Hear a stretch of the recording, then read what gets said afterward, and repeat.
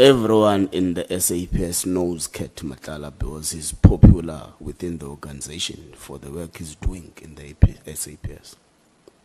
How well do you know Mr. Matlala? I think I don't want to say it was you can't say everyone. Can you get close to you my can't say. Why is it that it looks like I'm far from the mic when you speak, Honorable? You can't say everybody knows him because that might not be factual. But you can say there are some people who know him in SAPS. That will be accurate because indeed it's some. Personally, I don't know him. Pass the microphone.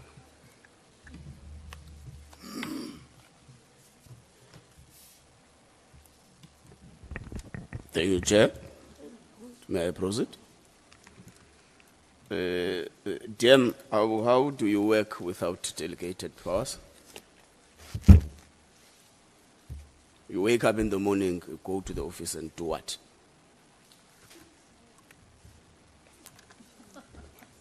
DM, did you get my question? Oh, okay. I thought You wake up in the morning, you bath, you wear a very nice suit, arrive there in the department, and do what?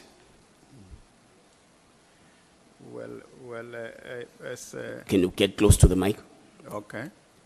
No, thanks, Honorable. You are right. It will appear like we don't have anything to do, but we do, because the department that we are dealing with is vast, and you need to have your pulse on what is happening with the entities that are there. We have to ensure that the ministry is functional, the department is working, coordination is done. The interaction that we were having of the things that needs to be done gets done. That's why you have policing taking place in the country. The fact that we are not delegated specific responsibilities, it doesn't mean that we don't have things to do. We do. Does it usually take this long? Of course, but there is a difference between the 6th and the 7th administration.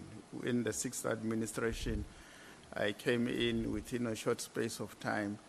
I got my delegated responsibilities, which is attached there. And the reason why it was so quick is because I was working with another police officer in the form of General Kele. And fast forward to now, the minister comes from a different environment. And this ministry, Honorable, it's complex. You can't just say you are responsible for this, you are responsible for that, without having that deeper understanding yourself. And I think it was necessary for the minister to go through the processes that he has gone through. And as I said earlier, that if this process is concluded tomorrow, I think, and the minister is coming back into office tomorrow, he will be able to allocate us responsibilities because he fully understands SAPS and its operation now as we speak. In fact, he's wiser. He's much wiser. Thank you. Okay, you arrive at SAPS in 2019. Yeah. General Spear testified under oath before this ad hoc committee and said, everyone in the SAPS knows Cat Matlala because he's popular within the organization for the work he's doing in the SAPS. How well do you know Mr. Matlala? I think I don't want to say it was You can't say Can, everyone. can you get close to You your can't mic? say, why is it that it looks like I'm far from the mic when you speak, Honorable? You can't say everybody knows him, because that might not be factual. But you can say there are some people who know him in SAPS. That will be accurate, because indeed it's some. Personally, I don't know him. I don't know him.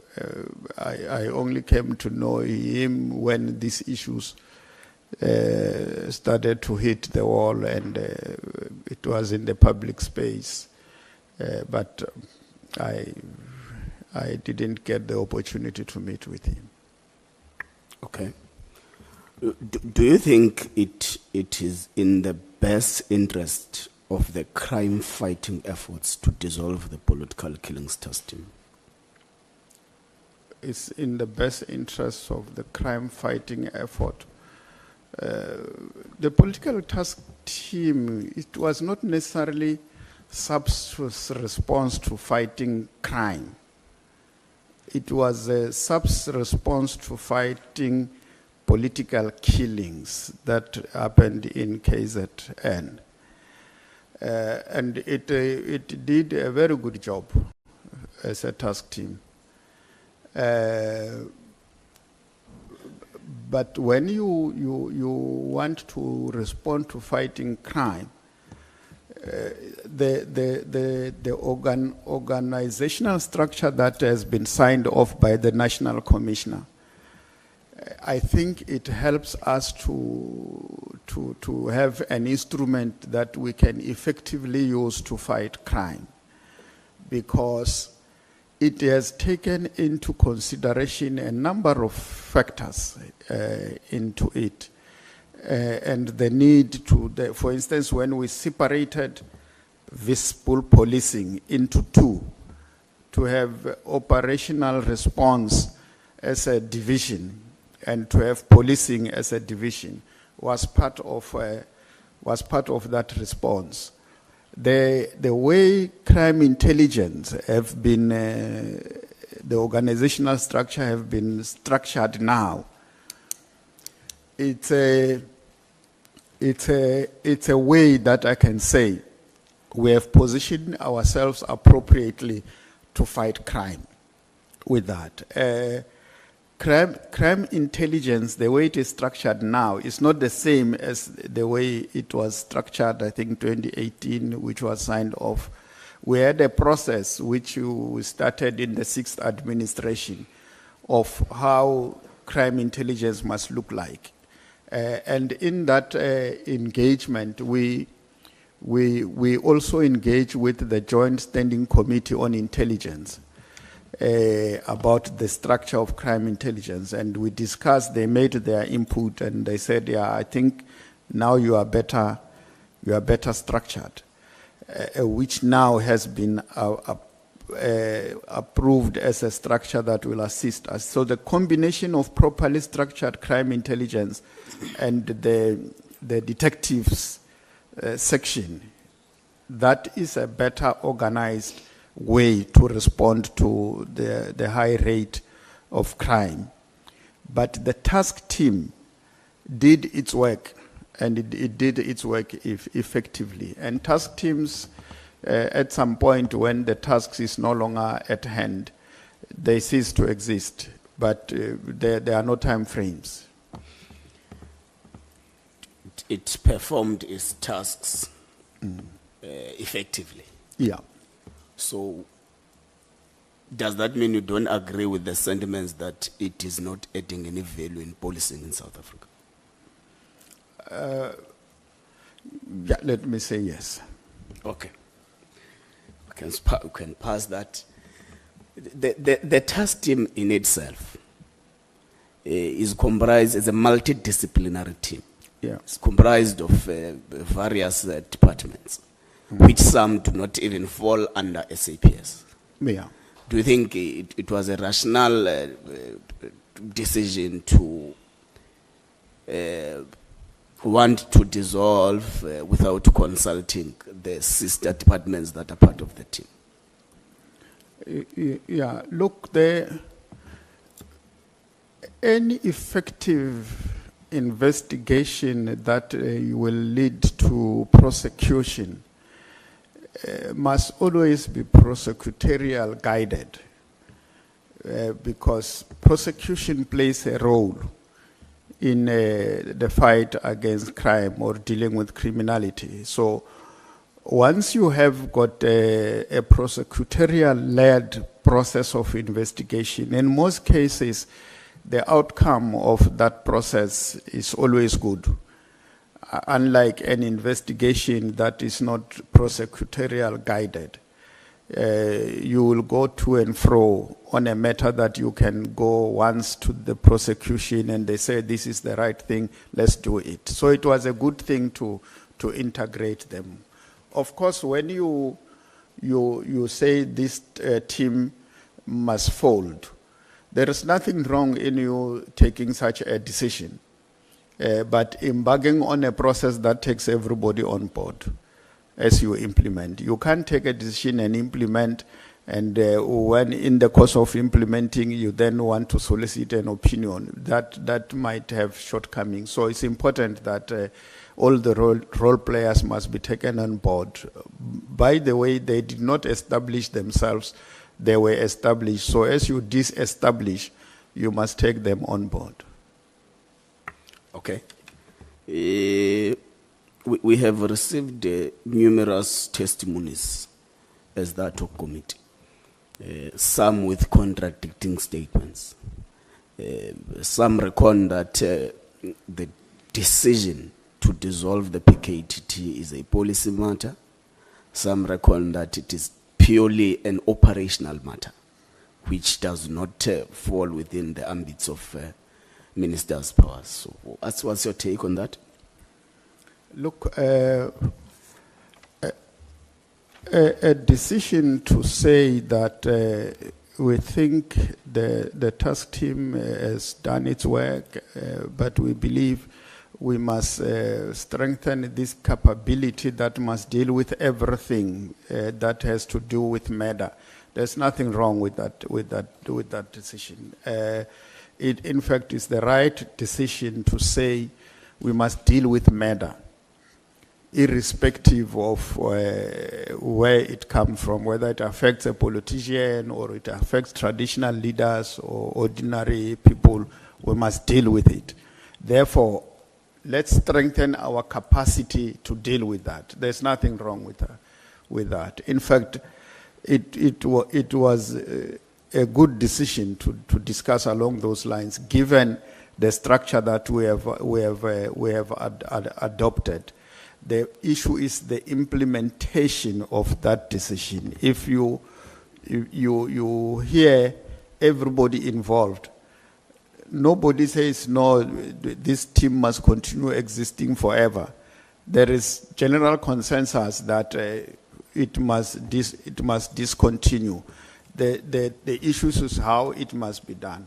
The National Commissioner says it must be a phased-in approach, which is correct. Mm-hmm. It's a transition. You can't implement a decision to de-establish a task team of this nature without taking into consideration how do you deal with the things that it was engaged with without a transitionary phase. You can't. It can't work. That's why today, seated here, we are discussing here, and the team exists out there. And you look at the directives. It's just that we're discussing it. It's written here, but it's irrelevant. That directive. January has come and gone. We are now in October. We are discussing it because of the impact it has had on the issues that we're dealing with. So, yeah, it was not permanent, and at some point it had to fold. Even now, at some point it is going to fold, and the approach of management and everybody is that it will be a phased out approach. Okay. We also have received testimonies from Minister Mchunu. who testified that beyond 2022, the political killing system was not supposed to be in place. So, in a nutshell, meaning that since 2022, the PKTT was operating irregular. Former Minister Cassel said in March 2023, the Interministerial Committee actually extended the lifespan of the PKTT, which later in 2024, I think April, the PKTT also met with the president, and the president gave them a thumbs up and that they must continue. So if you are able to grasp what these events that I'm trying to, you'd say that there is contradiction between the two. Look, like I said, earlier on, the Honorable, there was a question to the effect that the PKTT was have irregular expenditures. That can only arise if they operate in an illegal, their existence is illegal. So anything they incur is illegal. And I am of the view that there is nothing illegal about the PKTT. And at no stage did it operate in an illegal environment. If it did, I am not aware of that. Do you know a work study that has influenced the construction of a new organogram? Yes. When was the new organogram agreed and concluded? It was signed off now, I think, May 2020, this year. May 2025. Yeah. Meaning that it cannot have a retrospective effect to the PKTT because the directives predate the signing of the new organogram. No, but the organogram has nothing to do with it was not designed to fit the PK. It was not designed in response to the PKTT. The two are mutually exclusive. Okay. Thank you very much, Chair. I think I'm done for now.